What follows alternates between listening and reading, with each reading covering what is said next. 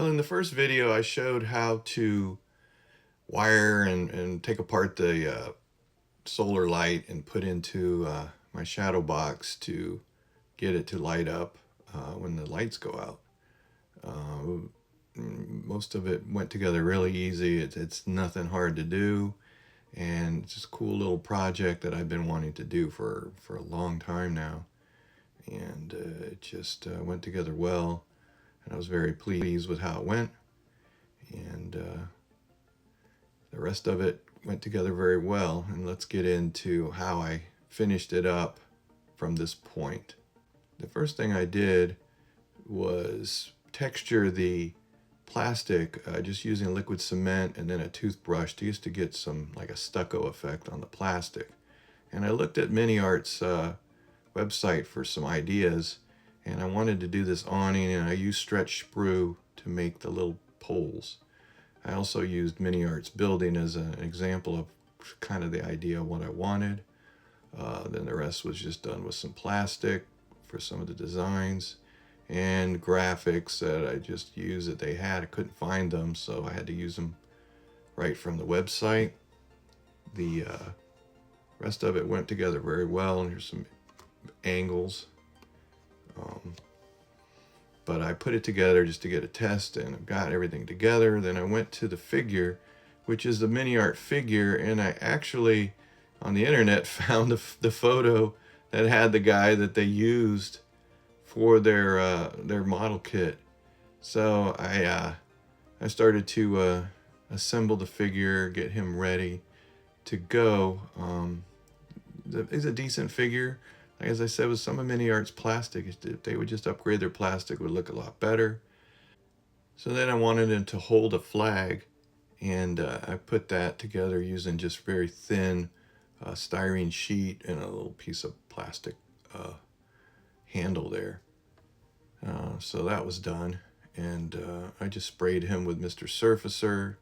And the other cool thing is I looked up tweed patterns for men's 1940 suits, and I got this off the internet. I threw it into a photo editing program, and then as I was pleased with it, I used some decal paper to make decals in that small a size.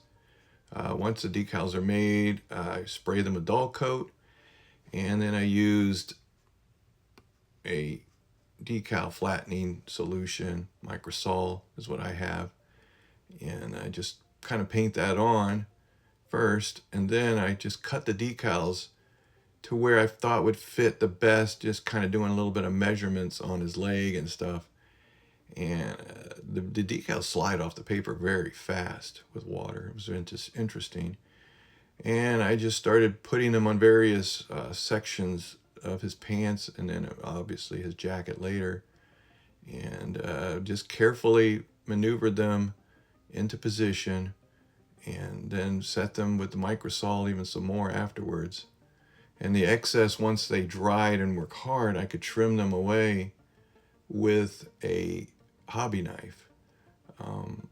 This took a little while, and then there was pieces that were, that didn't fit exactly, and you could see some of the pants or the coat afterwards, and then I would just eye those places a little bit and cut some little pieces out of the decal sheet, and then just add them in, kind of like a puzzle.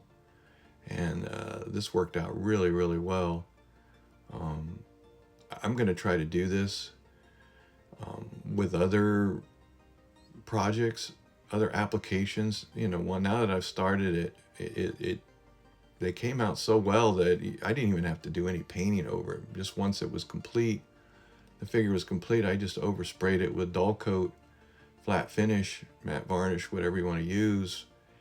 And it's just like any other model that you put decals on. And it worked out very, very well. Obviously, this would be a lot harder maybe if there was a lot of equipment on a figure. So it's something I'm going to experiment with, and I really think there's a lot of things I could do. I know Calvin Tan tried this years ago, and I did see he did his own prints on a photo printer. But here it is pretty much complete just on the figure before painting, and you can see here on his back the decal going on. So it worked out very well. So now I'm back to painting the building, and I just started off using some spray cans just to get some color on as basically a primer. You can use whatever colors you want. I just have these cans and I just kind of put that on there just to get it going. And you can see I'm starting to paint some of the trim here with Tamiya white. I'm just going by the reference photo I had from Mini Art and some other things that I've seen online. This is a really fun part, you know, to get in there and start painting your design, especially if you've scratched it out. It's so much more rewarding. And I just do everything with a brush, and then I just take a look at everything and make sure it's okay. But it all turned out so good so far. And next I just got out some more acrylic paint just to paint the trim, which was basically, it wasn't really trim, I guess it was the door and the window. And put this on in just kind of a coat that would just show a little bit of the backdrop or the back colors through, and checked it out. And then I was going to paint the walls just with a quick buff color. So I researched tile floors in France, and I got this photo from the internet. So I was like, I'm going to use some plastic, styrene plastic that I had that was a tile pattern. So I cut everything out to fit for the floor, and then I started just painting it with acrylic paints to kind of mimic the reference photo. Nothing really fancy. Pick out whatever colors you want there and just start painting them. It's always a fun thing to paint little tiles and cobblestones. So, and here's the paints that I used. The next thing was a wash. Wash always is, to me, one of the most important parts of doing a diorama, model, etc.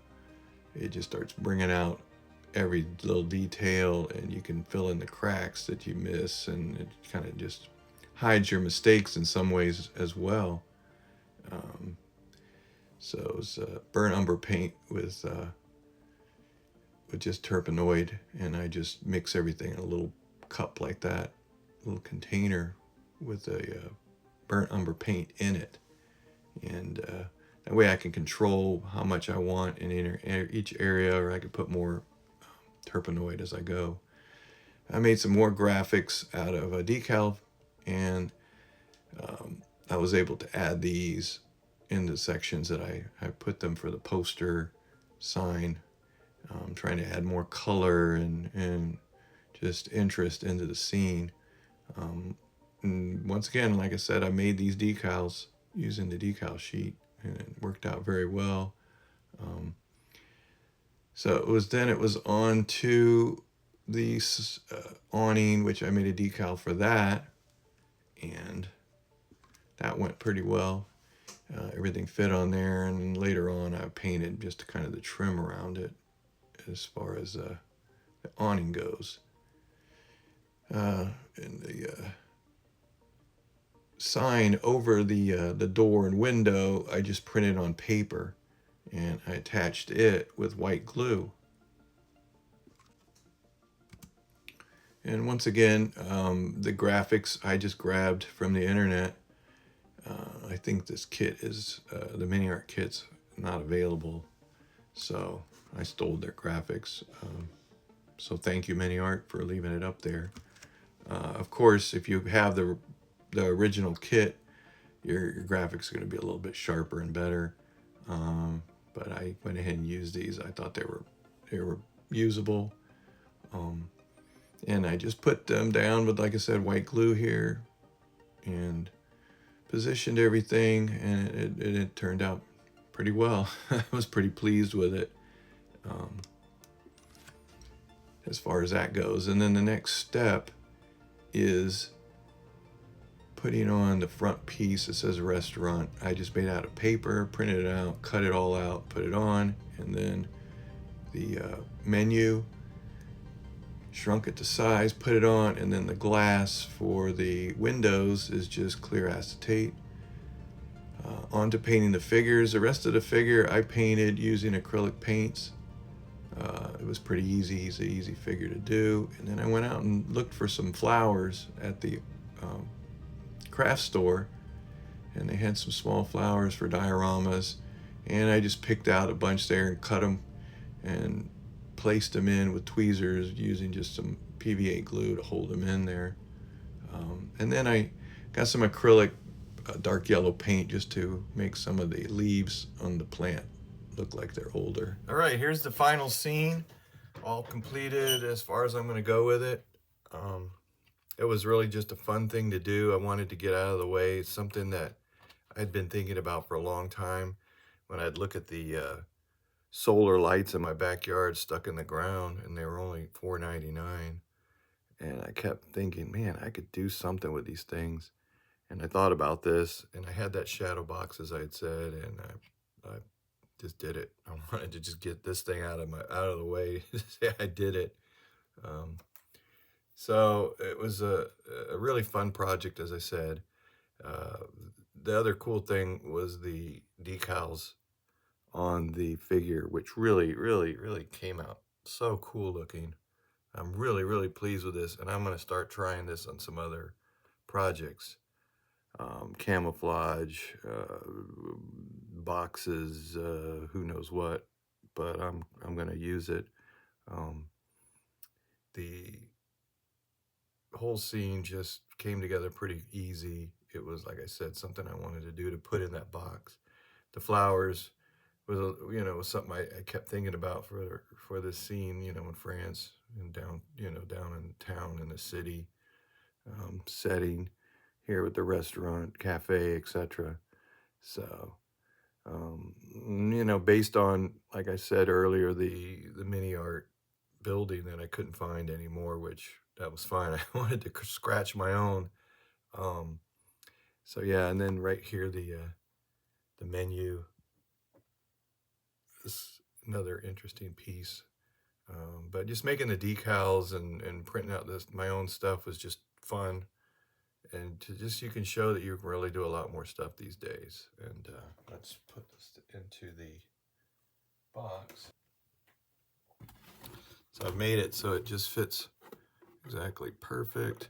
The other thing I thought about that would have been really cool would have been mirrors on both sides on the inside to give the illusion of it kept going. And that's something I can put in one day if I can find some, maybe like just plexiglass mirrors, which I think I had bought some years and years ago. I could cut them out and put them in there. But you know how it goes for us modelers. We'll just put it off and never do it. But let's put the back in. Back is black, which is good, so it goes up against the clear.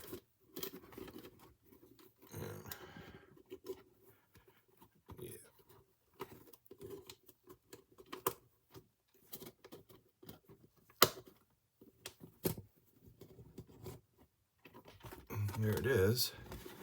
And then if I cover you can barely see it there.